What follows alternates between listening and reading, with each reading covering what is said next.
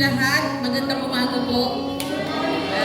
At sa ating mga ilang kapatid ay pakiokupahan na po yung mga vacant seats po natin dito sa harapan.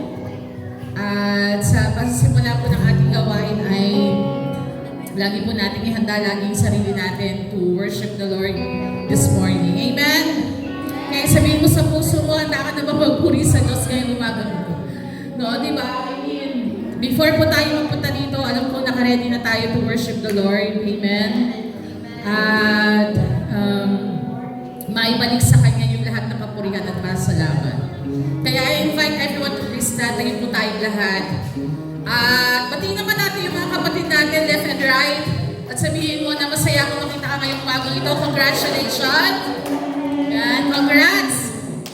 Malaking bagay na ngayong umagang ito sa kabila ng ulan kanina, may mga iba-ibang mga pwedeng mga hindrances, but still, victory belongs to Jesus. Amen? Pwede ba natin ibigay sa Lord yung kaya at pinakamalakas na malakpak ngayong umagang ito? Come on! And let everybody say hallelujah! Magandang umaga sa iyo, Panginoon. Amen! Amen. Alam niyo po, na sino po sa atin ngayong buong linggo na ito nakita na ang Diyos ay nag-provide. Say amen. Sino po sa inyo kumain ng 3 beses sa isang araw o lakpas pa? Amen. Sino po yung nagpunta sa school, nakapagtrabaho, nakauwi, nakapunta, nakauwi, na payapat, ligtas, at bigyan kayo ng Lord ng pamasahe? Say amen. Amen. Sabi mo sa katabi mo, God provides. Yan. Sabi mo sa kabila, amen, hindi nagkukulang ang Diyos. Yan, alam niyo po, no, before tayo talaga umawit ngayong umaga ito, nakita talaga natin na ang Lord ay sapat na higit pa. Amen. Hindi dahil sa awitin natin to, but really, seriously, ang Diyos talaga ay sapat. Not only in financial, gusto ko makita natin na yung kanta is not all about our needs, bahagi yun. Pero knowing Jesus, yung alam mo at kilala mo ang Diyos at nasa buhay mo ang Panginoon, talaga masasabi mo na everything are provided. Amen? Amen. Meron akong tuturo sa inyo verse ngayon, Awit 23 verse 1. At sabi doon, ang Panginoon, ang aking pastol, hindi ako magkukulang. Can we say that? Ang Panginoon, ang aking pastol, hindi ako magkukulang. So bukod sa John 3:16, meron pa yung alam na verse ano yun? That is Psalms 23 verse 1. The Lord is my shepherd, I shall not be want. Ang Panginoon ang aking pastol, hindi ako magkukulang. Sabay-sabay tayo, bigin. Ang Panginoon ang aking pastol, hindi ako magkukulang. Pwede mo mas malakas pa, bigin. Ang Panginoon ang aking pastol, hindi ako magkukulang. Palakpakan natin sa Lord. Amen. Glory to God. Psalms 23 verse 1, ang Panginoon ang aking pastol, hindi ako magkukulang. Hallelujah. Amen. Good morning, Lord. Salamat sa umagang ito, Panginoon. Come on, let's worship the Lord. Salamat sa umagang ito, Panginoon. Pinupuri ka namin, iluwalhati namin ang pangalan mo. And napakabuti mong Diyos. Ikaw ay sapat at higit pa. You are more than enough, Panginoon, sa buhay namin. Kung if we realize everything that we have, lahat ng bagay sa isang buong linggo, hindi lang sa isang buong linggo, but sa buong buhay namin, nakita namin na Ikaw, O Diyos, ay enough. Ikaw, O Diyos, ay sapat. Salamat, Panginoon, sa umagang ito. Hayaan mo nang maibalik namin sa iyo ang buong puso naming pagsamba, buong puso naming pag-awit ng may kagalakan. And mamin namin, Lord, everything yung lyrics ng mga awitin. At makita namin, Lord, really, Ikaw talaga ay sapat sa buhay namin. Hayaan mo na tanggapin mo ang aming kapurihan, sa iyong kapurihan, ang pasalamat at kalwalhatian tayo sa pangalan ng aming Panginoong Yesus. Ang natin magsabi ng Amen. Amen. Come on. Everybody, samahan niyo po kami. And let's declare na si Jesus ay sapat na at higit pa. Hallelujah. Come on, everyone.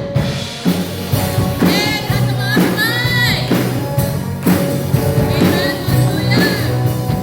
Oh, oh, oh, oh, oh, oh. Yan ang voice, come on. Di mananap ka sa kawalan, pagpapala mo'y laging lahat. Di matakakot sa mata.